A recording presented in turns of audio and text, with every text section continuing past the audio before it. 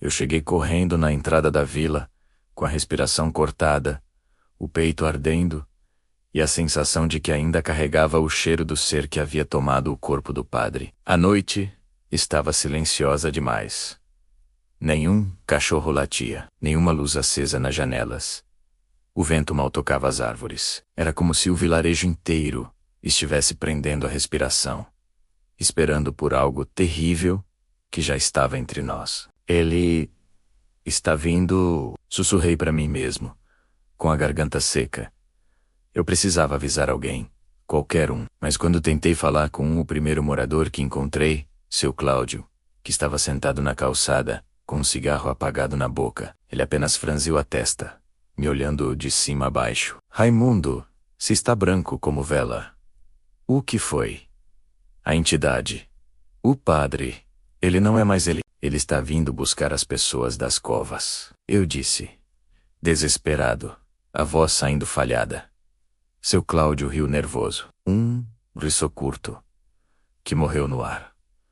Homem, pare de falar besteira. O padre Augusto virá demônio. Você precisa dormir. Eu queria explicar mais. Queria gritar que não era mentira. Mas então, nós dois notamos o silêncio sendo cortado ao meio. Primeiro, um estalo seco, como um galho quebrando no escuro. Depois, outro, mais forte. E então, a rua inteira ficou gelada, como se tivessem colocado gelo no ar. As lamparinas das ruas apagaram sozinhas, uma por uma, deixando a gente na penumbra da lua. Seu Cláudio olhou para trás de mim com olhos arregalados, o terror tomando conta do seu rosto. Raimundo, não vire. Ele sussurrou, a voz tremendo. Não vire devagar, não vire depressa. Ene, o baile. Mas era tarde demais. Eu virei. E o que eu vi fez meu sangue congelar nas veias. O padre. Mas não era o padre. Ele caminhava no meio da rua como um boneco quebrado, com o corpo todo torto, o pescoço pendendo para o lado de um jeito que não era natural, e os olhos completamente negros, refletindo a lua como dois poços infinitos. A pele dele parecia fina demais, esticada, como se estivesse sendo usada por algo muito maior do que ela podia conter, prestes a rasgar.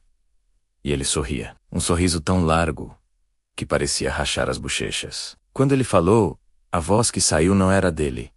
Era algo antigo, gutural, que fez o chão vibrar. A primeira colheita começa agora. Seu Cláudio caiu de joelhos na calçada, rezando baixinho, as palavras se atropelando. Ave Maria cheia de graça. Ave Maria cheia de graça. Mas a figura apenas esticou a mão em nossa direção. A sombra dela se projetou no chão e começou a se mover sozinha. Cresceu, alongou-se como se tivesse vida própria e subiu pelas costas de seu Cláudio como uma cobra feita de pura escuridão. Eu gritei com toda a força dos meus pulmões. Corre! Ele tentou. Ele se arrastou. Tentou se levantar, mas a sombra já estava agarrando o rosto dele, entrando pela boca, pelo nariz, pelos olhos. Seu Cláudio se contorceu violentamente, arranhou o chão com as unhas, e depois ficou imóvel. O corpo tombou de lado, sem vida, e a sombra escorregou de volta para os pés da entidade, satisfeita. A coisa me encarou, inclinou a cabeça. Você cavou as covas, Raimundo. Agora, assista à colheita. Eu recuei, tremendo. Minhas pernas pareciam feitas de gelatina prestes a ceder. Por quê? Eu perguntei.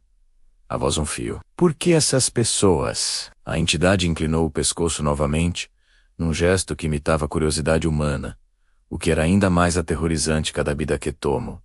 Me fortalece, e cada morte te enfraquece.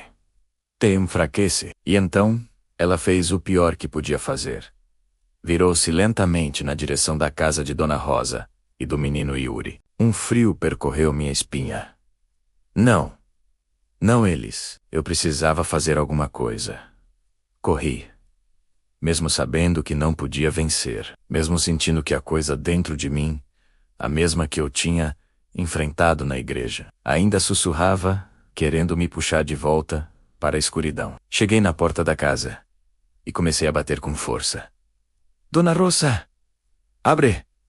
Pelo amor de Deus! A porta abriu uma fresta. Ela me encarou, pálida, os olhos cheios de medo. Raimundo, o que está acontecendo?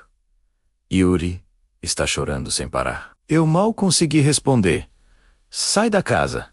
Sai agora. Não fica aqui. Mas antes que eu pudesse terminar a frase, o tremeu. A luz da casa apagou. O ar ficou pesado, denso. Um cheiro horrível, uma mistura de carne queimada e terra molhada, invadiu o ambiente, entrando pela janela. E então ouvimos passos. Mas não eram passos humanos. Eram 3, 4, 5. Como se vários pés descalços caminhassem na rua atrás do padre, acompanhando-o em sua marcha macabra. Eu sabia o que eram. As sombras que ele libertou, sombras famintas. De repente, a porta da casa de Dona Rosa estourou, arrancada das dobradiças por uma força invisível, e voou para dentro da sala. A entidade entrou, o corpo torto, o sorriso rasgado no rosto, e da boca escorria um líquido preto e espesso. Eu não pensei 2 vezes. Joguei meu corpo para cima de Dona Rosa e do menino, empurrando os dois contra a parede. Corram!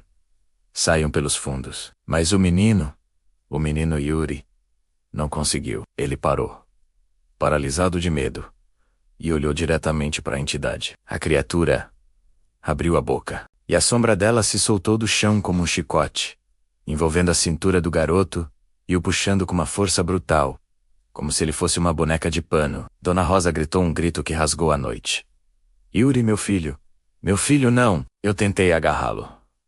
Juro por Deus que eu tentei. Estiquei a mão, mas a sombra atravessou meus dedos como se fosse fumaça e arrastou o menino até os pés da criatura. E então, o sorriso da entidade abriu ainda mais. O corpo do padre estalou, os ossos se reajustando de forma grotesca, e a criatura abaixou-se sobre o menino. Eu virei o rosto. Não consegui ver, mas eu ouvi. Meu Deus, eu ouvi. O som da colheita. Dona Rosa caiu ao chão, desmaiada. Nesse momento, a cidade inteira finalmente acordou. Tarde demais. Gritos começaram a surgir das ruas, portas sendo trancadas com violência. Pessoas correndo em pânico. Cães latindo em desespero, sentindo a presença do mal que tomava conta de tudo. Mas não adiantava. As sombras estavam soltas, e a entidade estava no auge da sua força, alimentada por 2 almas. Ela se ergueu limpando o líquido preto da boca com as costas da mão. Então, lentamente virou a cabeça e olhou para mim, diretamente nos meus olhos, e com aquela voz de pesadelo disse: Agora é sua vez, Raimundo.